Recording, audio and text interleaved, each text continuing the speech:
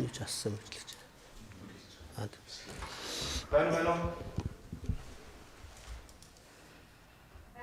За шүүгч орж ирсэн шүү.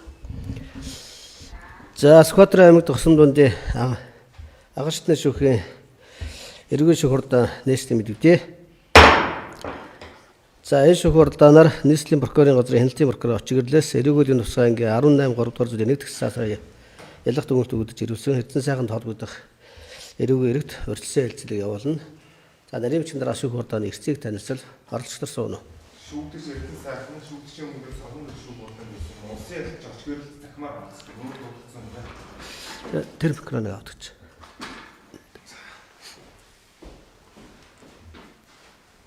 Энэ тоо муусас.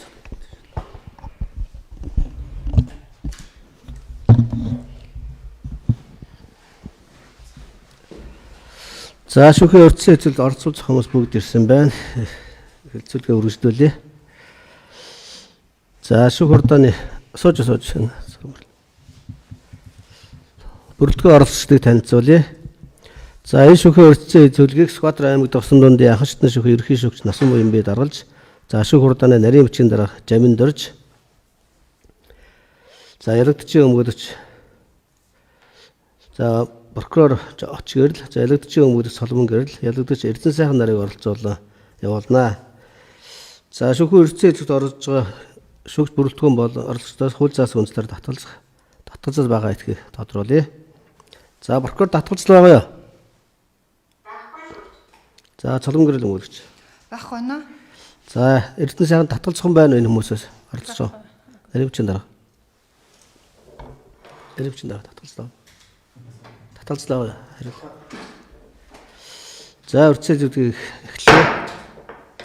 За тухайн урьдчилан явуулах хүсэлтийг ялагдчийн өмгөөлөгч Соломон гэрлээс гаргасан байгаа. Энд Соломон гэрэл өмгөөлөгч дүгнэлтээр тайлбараа танилцсан гаргая. За миний үйлчлүүлэгч Эрдэнэ сайхан Учрал Транс компаниг бол 2022 оны нэмэгдсэн өртгийн албан татврын тайлангаар 58 сая төгрөгийн татварт ногдох орлогыг нуунд харагдуулсан хий бичлэлт хийсэн гэдэг үндснээр ялга дүгнэлт үйлдсэн байдаг. За ялга дүгнэлт бол ялагшаар татах тогтоол дээрээ 2022 оны 5 сараас 2022 оны 12 сарын 31-ний хүртэл нийт 6 баримт гэж хагаад 640 гаруй сая төгрөгийн борлуулалтын 58 сая төгрөнд ногдох татврын орлого гэсэн байдлаар ялга дүгнэлт орждог эмчилгээний бүрэлдэхүүний шинжийг хангаж ийн гэж үзсэн байдаг. За гисэн хэдий боловч бид яллагдагчаар татгуулан гэрчээр мэдүүлэг өгөхдөө энэ 6 баримтны задаргаа нь ямар юм бэ? Хизээний ямар баримт юм бэ? Бид бол хожим 7 сарын 18-ны өдөр нэмэгдсэн өртгийн албан татвар төлөгч болсон гэдэг ийм хүслүүдийг бол мөрдөгчд удаа дараа гаргаж ирсэн. За ингээд хавцтргийн 169 дэх талыг харах юм бол Учрал Транс компани 7 сарын 22 оны 7 сарын 18-ны өдөр бол яллагчшаар татагдсан байдаг. За ингээд бид нар мөрдөгчөөс асуудгийн 5 сарын 6 сарын баримтууд гэдэг ийм ойлголт байхгүй байна. Энэ чухам юу хэлээд байгаа юм бэ? Задаргаа нь юу вэ гэж харахаар задаргаа байхгүй байна гэдэг юм.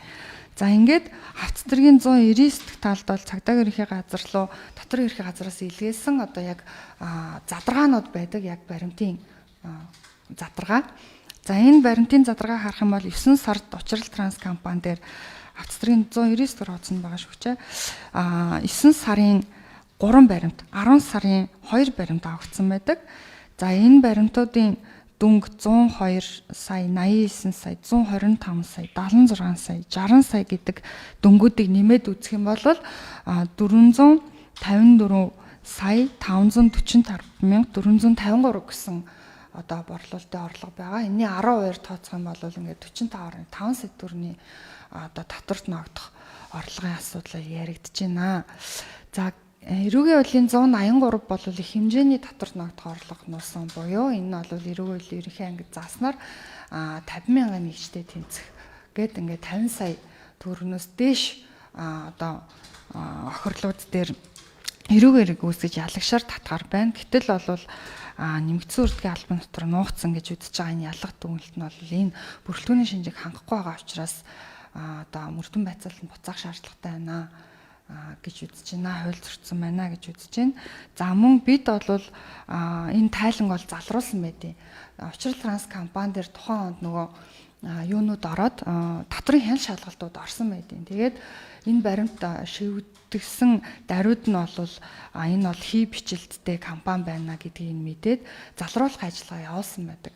За хавц тэргийн давагдсан манахаас ч гаргаж өгсөн мөн мөрдөн шалгах ажиллагааны явцад өгсөн 22 оны одоо тайланг харах юм бол энэ мөрдөн шалгах ажиллагаанд яваад байгаа энэ 58 сая төгрөгийн татрын орлого нуусан гэсэн юм үйл баримт байхгүй. Татрын албан нь бол тухайн одоо залруулсан тайланг хүлээгээд аваад тэгээд татрын хяналт шалгалт орсон энэ үеэр бол ямар нэг нөөцтэй холбоотой зөрчил байхгүй гэсэн байгаа. Ингээд одоогийн байдлаар бол Учрал Транс гэдэг компани маань бол нөөдөд төлөх төлбөр байхгүй. Зарим үедээ нөгөө борлуулалтын орлого нь илүү давдаг учраас худалдаа авалтын зөрүүнээсээ одоо дутуу төлөлттэй илүү төлөлттэй гэд ингээд явдаг. Өөрөөр хэлэх юм бол улсад учруулсан хохирол бол байхгүй. Тэгээ энэ талаар бол бас дүгнэлтийг шаардлагатай. Учраас одоо мөрдөн байцаалт нь буцаах шаардлагатай байна гэж үзэж байгаа. Болсон. За өмөрчийн тайлбартай холбоотойгоор Эрдэнэ сайханд нэмж хэлэхцүүд байгаа юу? Бид нар одоо хүнсний худалдан авалт хийгээд Холбоотой хоёртой ярьж байгаа. хүнсний худалдан авалт хийхэд бол одоо бид нар хүнсний худалдан авалтан дээр 10% нэмж зардаг байгаа. Цаанаас худалдан авч байгаа юм чинь нэг багцаагаар нэг 100 сая төгрөгийн бараа авсан байхад цаана 100 сая төгрөгөд эзэнтэй л байгаа. Мэдээж контейнеруудаас судалдаа авч байгаа. Тэгтэл контейнерууд нөөтөө нэг өгөн өгөхгүй тийм асуудлууд л ер нь гарч ирдэг. Тэгээд өгөхгүй байж байгаа л хэдэн жилийн дараа ингэж нөхөж хийдэг. Тэгээд одоо яг хаанаас зөв нөөт орж ирээд байгаа мó, буруу нөөт орж ирээд байгаа мó тэрийг шүүхтвэл айгүй хэцүү. Тийм учраас одоо өнөөдөр бид нар яллагчаар татгчаад маргааш нь эргээд татгах тулд одоо тэгээд хаанаас яг ямар нөөт ороод ирээд байгааг нь хянахтал үнэхээр хэцүү байдаг. Тэгээ одоо нөгөө байгууллагуудтай ингээд нөөтийн асуудлаар хэрүүл хийсээр байтал одоо худалдаа авах газаргүй болчиход байна. Одоо ер нь бол бараг 100 гаруй аж ахуйн нэгжтэй нөөтийн асуудлаас болж муудаад тэгээ Улаанбаатар хотоос их худалдаа авалтаа хийдэг учраас нэг нөөт өгөн нөөт өгөхгүй тиймэрхүү асуудлууд айгүйх гарч ирдэгтэй ер нь бол тэгээд цаанаас хийж байгаа гол тийм хүмүүс дээр л анхаарахгүй л нөгөө хийлгсэн компаниудаар ингээл хуулийн хариуцлага хүлээлгээд ахаар цаад нөхдүүд ямар нөөт хийж байгаа яаж байгааг нь бид нар мэдэх нөхцөлгүй хизээ хойно ингэж яллагч болсон хойно л мэддэг. За өөр зүйлгүй. Аснаа.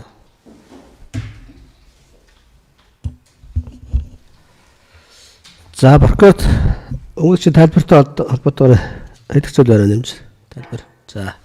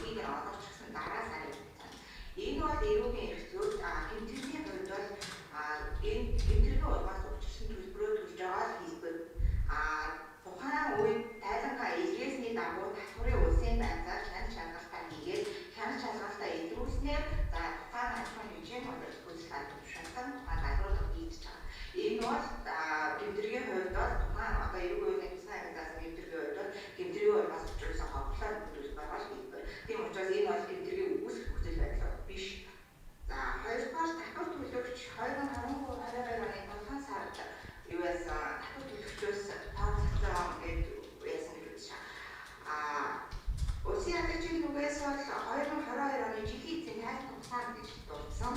За 2022 оны 5 сараас 12 сарын 31-нд гэдэг бол хогшин үйлдвэрлэлийн төлөвлөгч буюу юуны байгууллагаар гэдэгт мэдүүлэх дурдсан байдаг. За энэ ямар учраас ингэж дурдсан?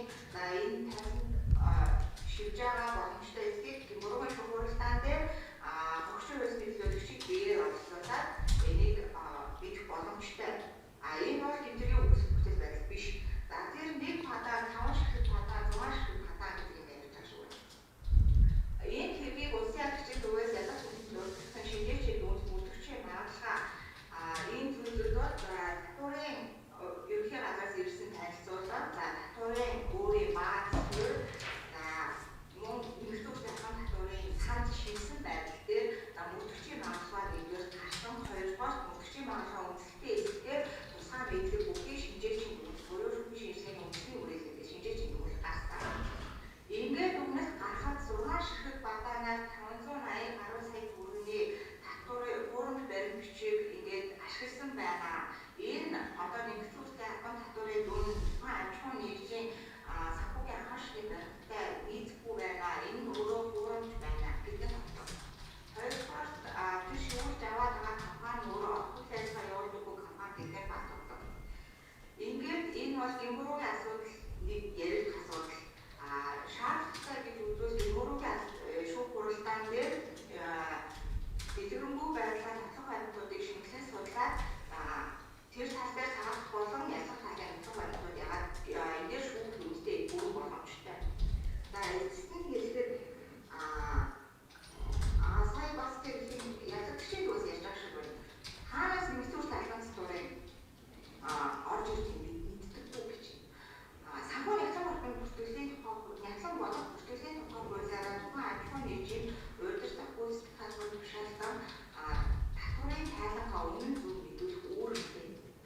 Энэ үүргийг биелүүлж одоо хуулиар тогтоож өгсөн байдаг. За хоёрдугаар энэ гэмт хэрэг өөрөө энэ үүргээ биелүүлэх үгээс үүдсээ Монгол улсын төсөв төлөвлөгчийн татварын дүнгээр энэ өөрөө Монгол улсын санхүүгийн эдийн засгийн аюулгүй байдал нөлөөлөх ийм хор аюулгүй байдал. За эцэст нь гэж хэлэхэд хэрэгт авагдсан баримтуудын хүрээнд ялгагчийн тийм бүрэлдэхүүн шийдвэрлэх бүрэлдэхүүн баримт хэрэгтэй байдаг. За саяны өмгөөлөгчийн яриад байгаа ялгагчийн яриад байгаа асуудал гэмөргийн асуудлаар яригдана. Шаардлагатай гэж таслах баримт дэлгэрэнгүй байлаа шинжилэн судлаад цагаах боломжтой гэж үзэж байна. Тийм учраас ялгагчийн шүүх шийдвэрлээд гэмөргийн шүүх хуралдааны зарлах нь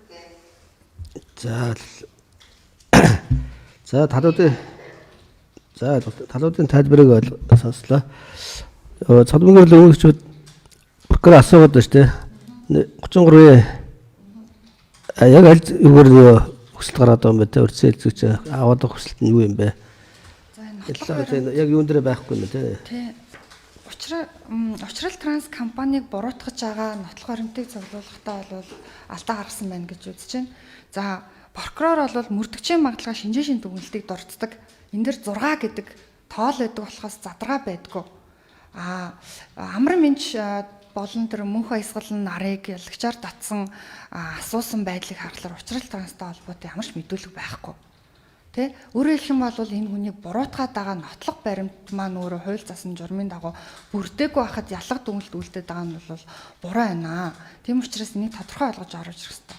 Юу илэрхий байна вэ гэхээр татварын ерөнхий газраас ирүүлсэн нөгөө задгаа маань 6 биш 5 баримт байна. 5 баримт нь өөрөө 450 сая төгрөг гэсэн асуудал яригдж байгаа учраас энэ нь өөрөө бол эрүүг эрэг үүсэх ёсгүй ажээ гэдэг ийм үндэслэл байна. Тэгэхээр нэгэнд ийм нөхцөл байдал одоо хавц цэргийн хүрээнд илэрж байгаа мэдэгдэж байгаа учраас шүүхийг хэргийг шүүхэж шилжүүлэх боломжгүй гэж үзэж байна. За тэгээд ер нь бол энэ хэрэгтэй холбогдуулаад 700 гаруй аж ахуйн нэгжүүдийн асуудал яригддаг. За энэ чэнэс бол надад мөрдөгч хэлэхдээ бол 40 гаруй 50-аас дээш гэдэг утгаараа бол эргүү эргүүсэж явсан, бусд нь ингээд зөрчлийн эргээр явсан гэдгийг. Тэгэхээр энэ дээр бол алдаа гарсан байна гэж үзэхээр байна. Тийм болохоор хэргийг энэ үндслэр буцааж өгнө 6 13 заасан үндсэл байгаа юм байна да гэж харж байна. За мөн хэрэг бүртгэл мөрдөн байцаалтанд бол орцогчийн зүгээс гомдлыг гаргадгийг хэргийн материал танилцуулах бусдаа үжээ ялах дүгнэлт үйлдчихсэн байсан. Би 24-ний өдөр ирсэн, манай өршөөлөгч хөдөө байсан учраас ирж чадаагүй. Гэтэл бол ялах дүгнэлт 23-нд үйлдэгдсэн байсан. Тэг хэдийн одоо бидний тавьсан те хүсэлтийг шийдэх боломжгүй юм нөхцөл байдалтайгаар хэрийг бооцсон байсан шүү гэдэг бас нэмж дуртан зү те. За прокурор нэмэлт тайлбар байна уу? 613 буцаах хүсэлт гаргаж байгаа юм те. 33.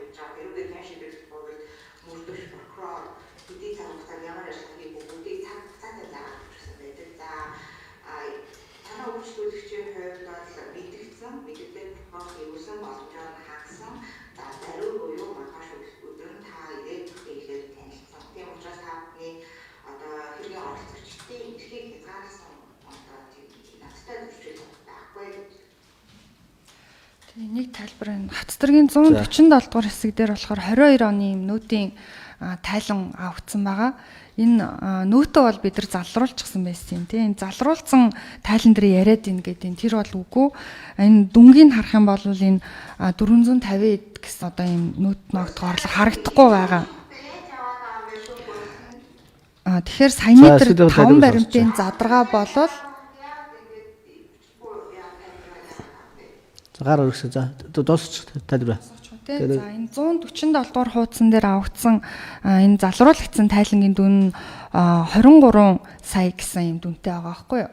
Тэгэхээр сая тэр 199 дугаар хуудсанд авагдсан нь болохоор залруулагдаагүй яг тэр амар мэнжээ шивгдсэн 5 баримт нь байхгүй юу. Тэгэхээр энэ нийлбэр маань 50 сая өрөхгүй байна л гэдэг. За прокурор тайлбар хэлье. За тэгээд талуудын тайлбар прокурор юугаар дуусгая.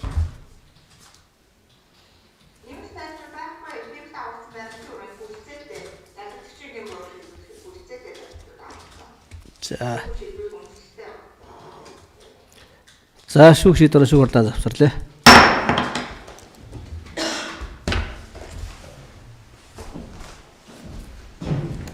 Гарахгүй мэ тий.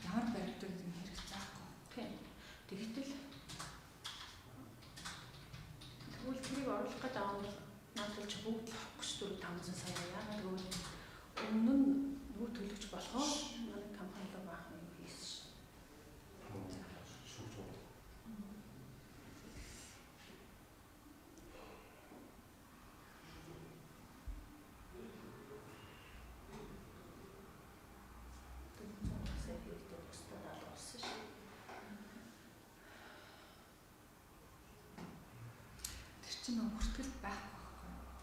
Цан гэдэг чинь тайлан энэс тус байх юм бэл. Тийм байх гэсэн.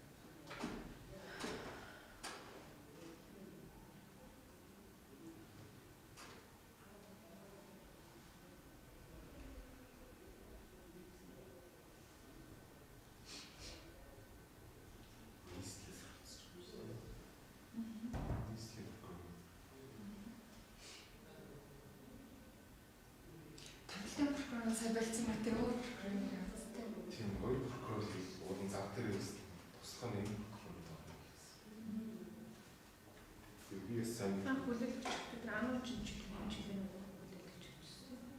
Туслах нь өчгөл батрын туслах юм билээ.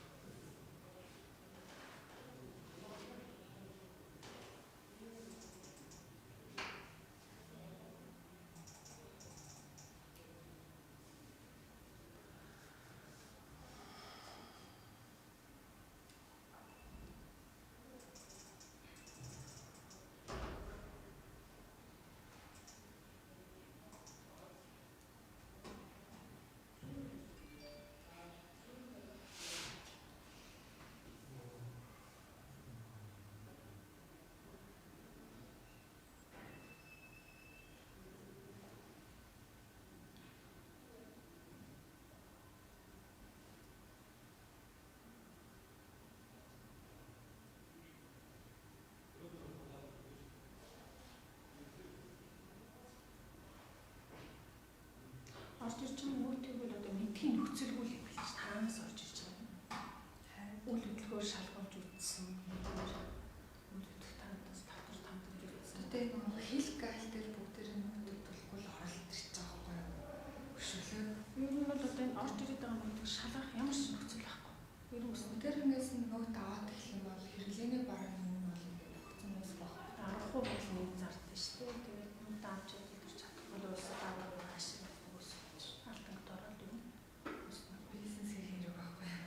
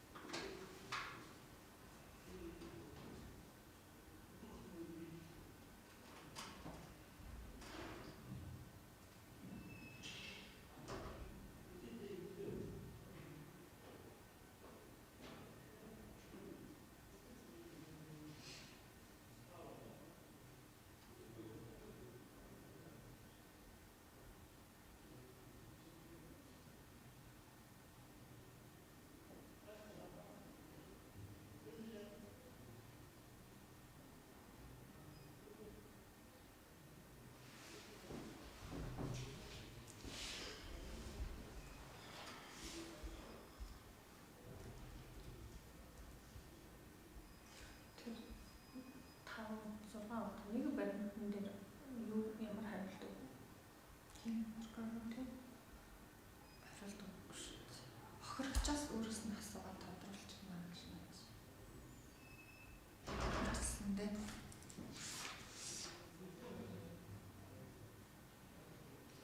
тэгээд мөрдөгчийн магадлал шинжлэхийн дүгнэлт 6 гэж угаас бичсэн байгаа.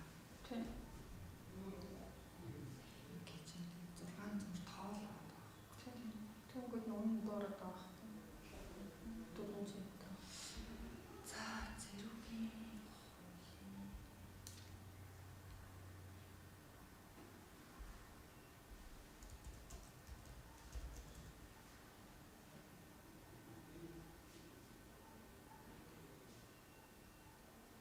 санаатай үлдээгүй.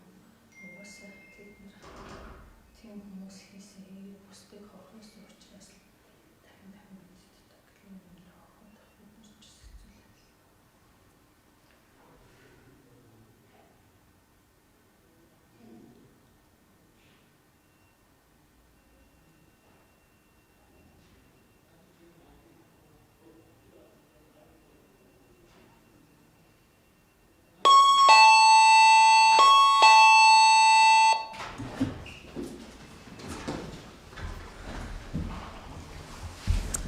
За сууцгаа.